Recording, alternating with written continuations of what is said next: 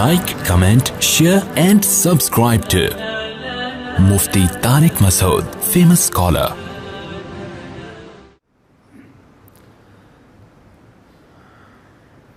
الحمدللہ نحمده ونصلي على رسوله الكريم اما بعد فاعوذ باللہ من الشیطان الرجیم بسم اللہ الرحمن الرحیم فاما ثمود فاهلكوا بالطاغیہ واما عاد فاهلكوا بريح صرصر عاتیہ سخرها عليهم 7 ليال و8 أيام حسوما فترى القوم فيها صرعا كأنهم أعجاز نخل خاوية فهل ترى لهم من باقية۔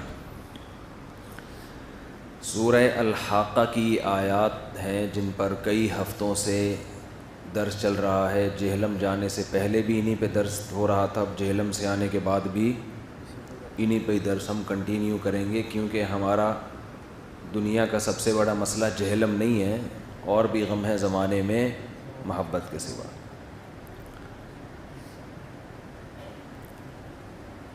قرآن مجید کی جو آیات میں نے تلاوت کی ہیں، اللہ تعالیٰ نے قیامت کے انکار کرنے والوں کی سزا بیان کی ہے۔ فَأَمَّا ثَمُودُ فَأُهْلِكُوا بِالطَّاغِیَةِ، قوم سمود نے قیامت کے وجود کا انکار کیا، ان کو ہلاک کر دیا گیا ایک زوردار آواز سے۔ قوم عاد بہت طاقتور تھے، بڑے لمبے لمبے قد ان کے۔ ملحد لوگ کہتے ہیں کہ قرآن میں ہے بڑے لمبے قد کے لوگ، تو اتنے لمبے قد کی لوگوں کی لاشیں تو ہمیں ملتی نہیں ہیں۔ ایک بات خوب اچھی طرح یاد رکھو، پھینکنے پر گورنمنٹ کی طرف سے کوئی پابندی نہیں۔ مسئلہ یہی ہے، یوٹیوب میں ہر دوسرا آدمی کچھ بھی پھینک دے، گورنمنٹ کی طرف سے بھی پابندی نہیں، یوٹیوب کی طرف سے بھی پابندی نہیں۔ میں گلگت گیا، وہاں لوگوں نے بتایا مشاہدہ پر مبنی حقیقت کہ ہم نے یہاں اتنی لمبے لمبے ڈھانچے نکلے ہیں قبروں سے۔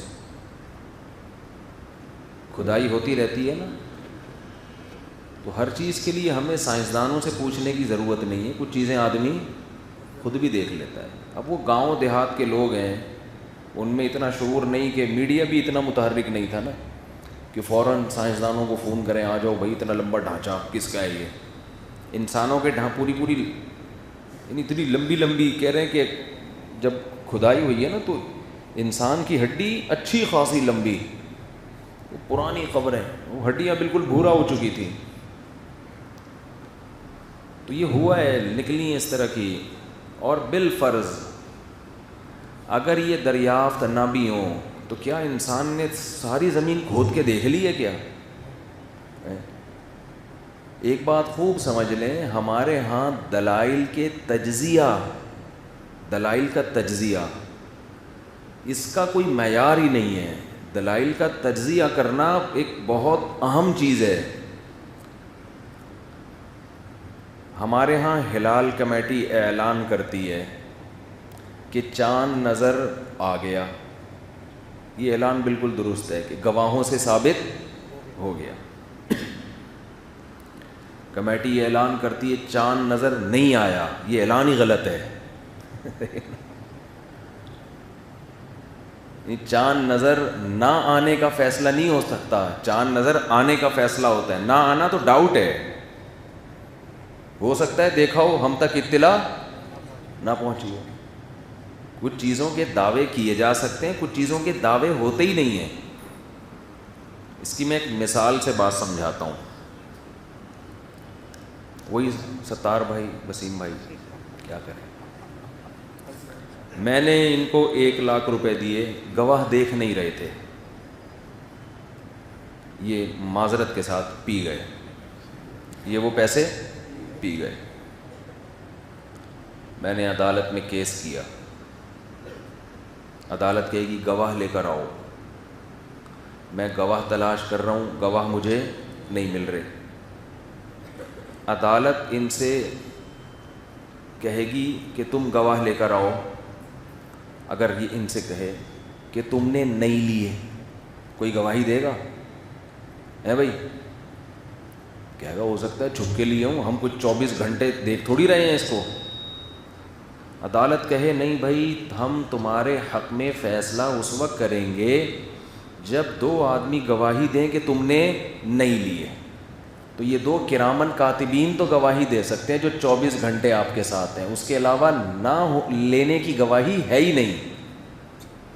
اب عدالت ان کے حق میں جو فیصلہ کرے گی اس بیس پہ نہیں کہ گواہوں نے گواہی دی ہے کہ نہیں ہے. یہ بھی نہیں کہہ سکتی عدالت کہ یہ ثابت ہو گیا ہے کہ انہوں نے پیسے نہیں لیے. نہ, یہ عدالت کی ورڈنگ غلط ہوگی. عدالت فیصلہ تو ان کے حق میں کرے گی, مگر ورڈنگ یہ ہوگی کہ جی مفتی صاحب نے جو الزام لگایا تھا وہ الزام دلائل سے ثابت نہیں ہو سکا. حقیقت کیا ہے اللہ ہی جانے. یہ فیصلہ نہیں کرے گی کہ نہیں لیے, یہ فیصلہ یہ اللہ کے علاوہ کوئی کر نہیں سکتا. کھوپڑی میں بات آ رہی ہے کہ نہیں آ رہی ہے؟ شریف بھی لگا دیں ساتھ میں, کھوپڑی شریف. تو یہ خوب سمجھ لیں, اسی طریقے سے چاند ہونے کا فیصلہ تو ہو سکتا ہے, چاند نہ ہونے کا فیصلہ نہیں. اب سوال پیدا ہوتا ہے پھر پبلک کیا کرے گی کل؟ جب چاند نہ ہونے کا اعلان ہی نہیں ہو رہا تو کل ہم کیا کریں؟ کنفیوژن ہے نا. تو ہلال کمیٹی اس بیس پہ فیصلہ کرے چونکہ چاند کی گواہیاں موصول نہیں ہوئی ہیں, ہونے کا ثبوت نہیں ہے. جب تک ثبوت نہ ہو تو جیسے آج روزہ ہے کل بھی روزہ ہے. روزے کے لیے دلیل نہیں چاہیے, دلیل کس کے لیے چاہیے؟ چاند کے لیے چاہیے. آ رہی ہے بات سمجھ میں؟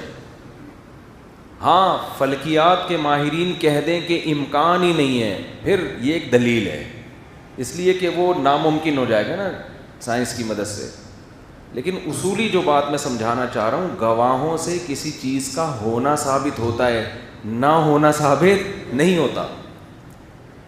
نہ ہونا اس صورت میں ثابت ہوتا ہے کہ جب نہ ہونے کی خبر ایسی ہو جو مشاہدے پر مبنی ممکن ہو, یعنی جس کا مشاہدہ ممکن بھی ہو.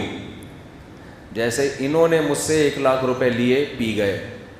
اب اس میں یہ کہنا کہ انہوں نے نہیں لیے, اس کی گواہی کوئی بھی نہیں دے گا. وہی دے گا جو 24 گھنٹے ان کے سر پہ مسلط ہو. لیکن اگر میں اسپیسیفک ٹائم بتا دیتا ہوں کہ ہفتے کے دن 12:05 پہ میں نے ان کو 1 لاکھ دیے تھے, 48 گھنٹوں کا ٹائم دیا تھا کہ 48 گھنٹے بعد یہ واپس کر دیں. اب تو عدت 48 گھنٹے کی نہ ہو جائے خواتین کی. یہ 48 گھنٹے اتنے مشہور ہو گئے ہیں. وہ ہمارے ایک دوست میں کبھی کراچی اترا نا جب, تو ہمارے ایک دوست نے کہا کہ مفتی صاحب میں آپ کو کب سے تلاش کر رہا ہوں. میں نے کہا 48 گھنٹے کا ٹائم ہے بھائی, 48 گھنٹے میں رابطہ کرو گے تو میں آ جاؤں گا. میں نے دعویٰ کیا کہ میں ہفتے کے دن 12:05 میں ان کو میں نے 1 لاکھ روپے دیے تھے, یہ میں نے دعویٰ کیا. اب 2 آدمی گواہی یہ دے رہے ہیں کہ 12:05 پہ یہ تو جاپان میں ہمارے ساتھ بیٹھے ہوئے تھے, اور مفتی صاحب دعویٰ کر رہے ہیں کہ میں نے براہ راست ان کے ہاتھ میں پیسے پکڑائے ہیں. اب گواہی دینا کیا ہوگا؟ نفی کی گواہی بھی درست ہو جائے گی. بھائی ہم یقین سے کہتے ہیں کہ نہیں لیے, کیونکہ یہ تو ہمارے ساتھ بیٹھے ہوئے تھے. ہاں اکاؤنٹ میں ٹرانسفر کیے ہوں تو الگ بات ہے, لیکن دعویٰ کرنے والے نے یہ کہا ہے کہ میں نے براہ راست پکڑائے. اب یہاں گواہی کیا ہو جائے گی؟ بولتے کیوں نہیں؟ ٹھیک. تو نفی پہ اصول یہ ہے کہ گواہی بنتی نہیں ہے, دلیل بنتی نہیں ہے. دلیل کسی چیز کے ہونے کے دیے جاتے ہیں, نہ ہونے کے نہیں دیے جاتے. ہائی لائٹ اس چیز کو کیا جاتا ہے جو ہوتی ہے, جو نہیں ہوتی اس کو ہائی لائٹ نہیں کیا جاتا.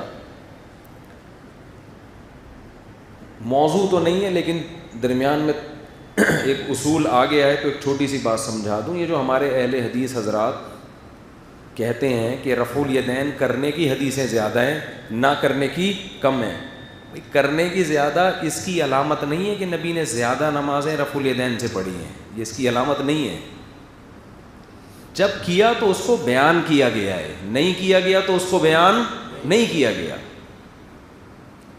تو اس لیے کرنے کی زیادہ ہیں, ورنہ اگر نبی کا عمل زیادہ تر رفع الیدین والی نماز کا ہوتا تو صحابہ میں اکثریت رفع الیدین کے قائل ہوتی. جبکہ امام بخاری کے شاگرد امام ترمذی نے لکھا ہے کہ صحابہ میں بہت سے اہل علم, صحابہ اور تابعین رفع الیدین نہ کرنے کے قائل تھے. یہ ٹاپک نہیں ہے, یہ کوئی اتنا بڑا ایشو ہے نہیں, یہ تو درمیان میں ایک علمی بات پارسل کرنے میں گورنمنٹ کی طرف سے کوئی پابندی نہیں ہے. ہمارے تو یہ مسائل ہی نہیں ہے رفع الیدین, اور یہ تو لوگوں نے ان کو چڑھایا ہوا ہے. میں جو دیوبندی علماء دیوبند کا دفاع کرتا ہوں نا, دیوبندیت کو فروغ دینے کے لیے نہیں. لوگ کہتے ہیں مسلک کا دفاع, مسلک کا دفاع. جب کسی پہ غلط الزام لگے گا اس کا دفاع مسلک کا دفاع نہیں ہوتا, حق کا دفاع ہوتا ہے. یہ جو الزامات علماء دیوبند پہ لگتے ہیں, یہ المحنت کے عقیدے شرکیہ, یہ جھوٹے, یہ یوں, اس کا دفاع جب کریں گے تو یہ مسلک کا دفاع سے کیوں تعبیر کر رہے ہو؟ آپ بولو جھوٹ کی پول کھول رہے ہیں کہ آپ غلط الزام لگا رہے ہو. کوئی عقیدہ قرآن و سنت کے خلاف نہیں ہے.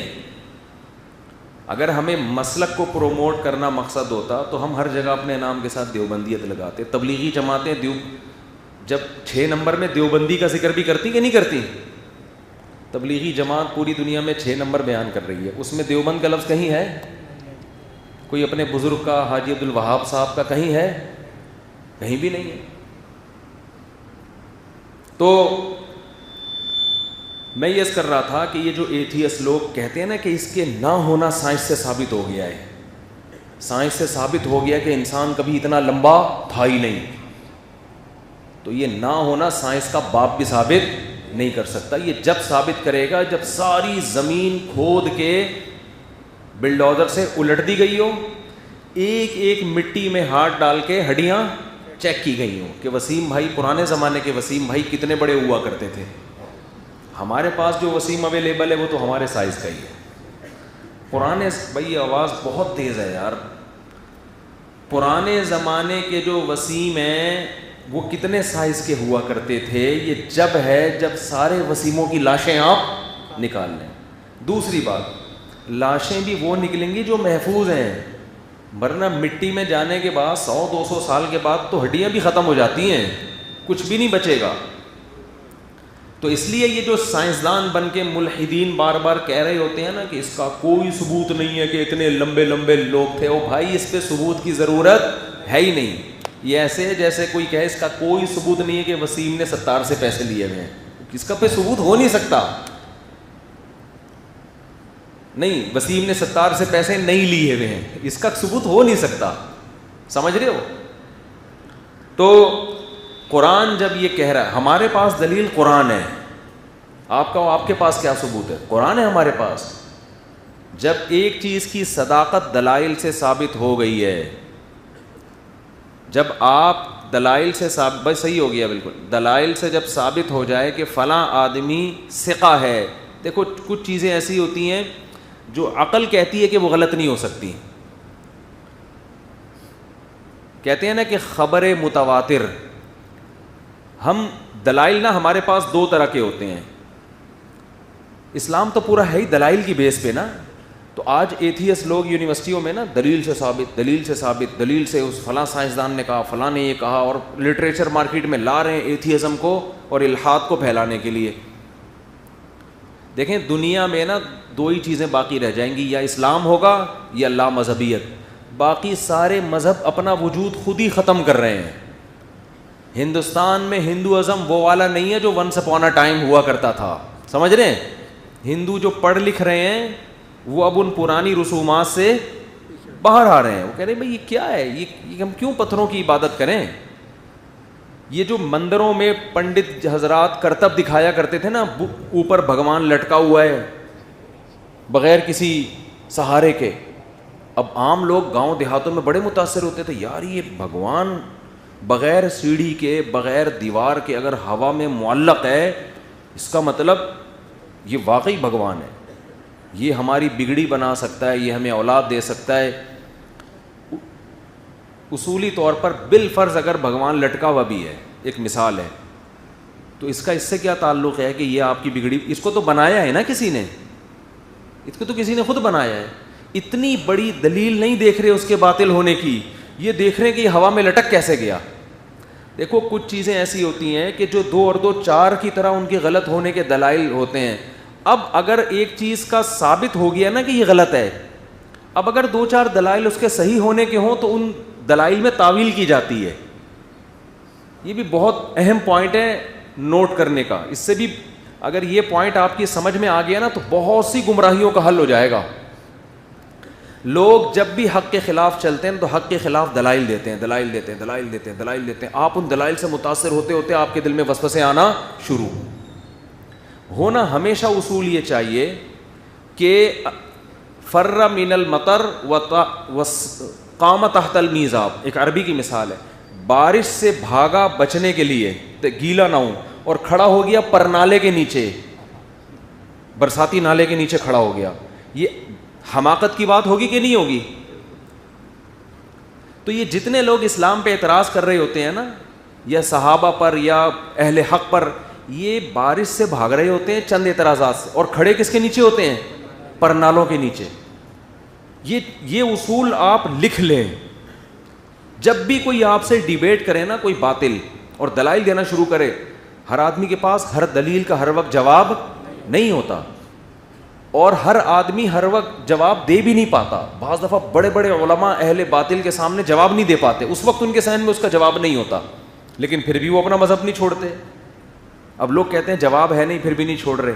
بھائی اس لیے نہیں چھوڑ رہے کہ ان کو پتہ ہے اس کو چھوڑ دیا نا تو اس سے بڑے بڑے اعتراضات کھڑے ہو جائیں گے ہمارے اوپر, ان کا ہمارے پاس کوئی جواب نہیں ہے.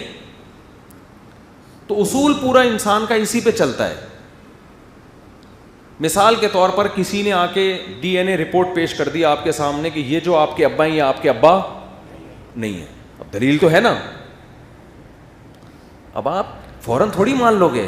آپ کہو گے یار اس رپورٹ کو صحیح قرار دینے میں مجھے اپنی تہجد گزار ماں کو بھی جھوٹا قرار دینا پڑے گا, ہے بھائی, مجھے اپنے باپ کو بھی جھوٹا قرار دینا پڑے گا, مجھے اپنے خاندان کو بھی. اتنی بڑی یعنی پیچیدگیاں اس کے پیچھے کھڑی ہو رہی ہیں, جبکہ آپ جانتے ہو اپنے والد کو بھی, اپنی والدہ کو بھی, اپنے خاندان کو بھی, اپنے رشتہ داروں کو بھی شروع سے شریف مشہور ہیں, تو آپ اس رپورٹ کو کیا کرو گے؟ پھاڑ کے پھینک دو. یار کسی نے دھاندلی کی ہے, کسی اور کا ڈی این اے دے کے میرے ابا کے نام پہ چپکا دی. اب آپ سائنس کو یہاں نہیں لے کر آؤ گے کہ سائنسدان کہہ رہے ہیں. وہی سائنس جھوٹ بھی بول سکتی ہے, اور سائنس اگر سائنسدان جھوٹ نہیں بول رہا, وہ ڈاکٹر جھوٹ بول سکتا ہے. ایک صاحب نے مجھے کہا کہ اسلام نے یہ جو شرط لگائی ہے کہ 4 گواہ ہوں گے تو زنا کی سزا جاری ہوگی, جب تک 4 آدمیوں نے نہ دیکھا ہو زنا کی سزا جاری نہیں ہوگی. تو اتنے تکلف کی کیا ضرورت ہے؟ آج تو ڈی این اے سے پتہ چل جاتا ہے, رپورٹوں سے پتہ چل جاتا ہے کہ اس نے زنا کیا بھی ہے کہ نہیں کیا. سمجھ رہے ہیں؟ تو اب یہ 4 گواہوں کی شرط ہٹا دو. میں نے کہا بھائی 4 گواہ جب گواہی دیں گے نا تو امکان اس کا بھی ہے کہ یہ جھوٹ بول رہے ہوں, لیکن اس کی تلافی قیامت میں ہوگی کہ ان 4 کو چترول لگیں گے, تم نے جھوٹی گواہی کیوں دی تھی. ٹھیک ہے تم نے بندہ مروا دیا, مگر یہ بھی تو مریں گے نا, تلافی ہو جائے گی. مشین اگر غلطی کرے گی تو چترول کس کے لگاؤ گے قیامت کے دن؟ اسلام کا ایک سیدھا سادہ اصول ہے بھائی, زنا کی سزا میں میڈیکل رپورٹ سے ثابت نہیں ہوگی, بندوں نے دیکھا ہو. میڈیکل رپورٹ میں مشین غلطی کر سکتی ہے, آپ کہہ سکتے ہو مشین نہیں غلطی کرے گی. ایسی ہے کہ مشینیں آ گئی ہیں امریکہ سے, وہ غلطی کرتی نہیں ہیں. کوئی بھی لیبارٹری میں ٹیسٹ ہوتا ہے نا کہ زنا ہوا ہے کہ نہیں ہوا, وہ جو رپورٹ بنانے والا ہے وہ کیا کر سکتا ہے؟ دھاندلی کر سکتا ہے. ڈاکٹر دھاندلی کر سکتا ہے. تو وہ ایک پٹے گا جھوٹ بول کے, ایک آدمی پٹے گا, اور اللہ اس کے بدلے میں کتنوں کو پٹوانا چاہ رہے ہیں؟ 4 کو. بہت ساری شریعت کی حکمتیں ہیں جو ہمیں سمجھ میں نہیں آتی. غور کرو گے تو راز کھلتے ہیں کہ یار اسلام نے ایک نظام بنایا, سسٹم بنایا ہے کہ بندے فزیکلی اپنے اوپر ایک ذمہ داری لیں, اور یہ لینا بہت ایک اہم پوائنٹ اس میں یہ بھی ہے کہ جب بندہ بندے کے خلاف گواہی دیتا ہے 100 دفعہ سوچتا ہے, رپورٹ تیار کرنے میں اتنا نہیں سوچتا.